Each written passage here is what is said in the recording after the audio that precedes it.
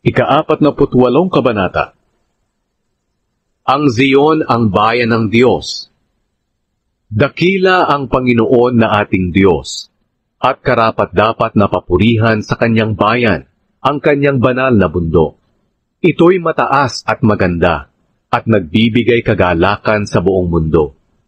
Ang banal na bundok ng Zion ay ang bayan ng makapangyarihang hari.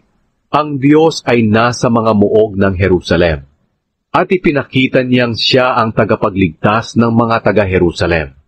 Nagtipon-tipon ang mga hari upang sumalakay sa Jerusalem. Ngunit noong nakita ng mga hari ang bayan, nagulat, natakot at nagsitakas sila. Dahil sa takot, nanginig sila gaya ng babaeng nanganganak na namimilipit sa sakit. Winasak sila ng Diyos tulad ng mga barkong panglayag na sinisira ng hanging amihan. Noon nabalitaan natin ang ginawa ng ating Diyos. Pero ngayon, tayo mismo ang nakakita sa ginawa niya sa kanyang bayan. Siya ang Panginoon ng hukbo ng kalangitan, at patatatagin niya ang kanyang bayan magpakailanman. Sa loob ng inyong templo, O Diyos, iniisip namin ang pag-ibig niyong matapat.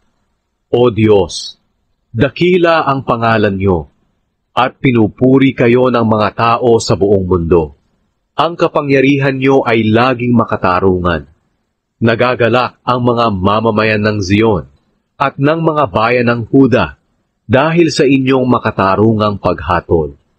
Mga mamamayan ng Diyos, libutin ninyo ang Zion at bilangin ninyo ang mga tore nito. Tingnan ninyong mabuti ang mga pader at ang mga tanggulan ng bayan na ito, upang masabi ninyo sa susunod na salinlahi, siya ang Diyos natin magpakailanman. Siya ang gagabay sa atin habang buhay.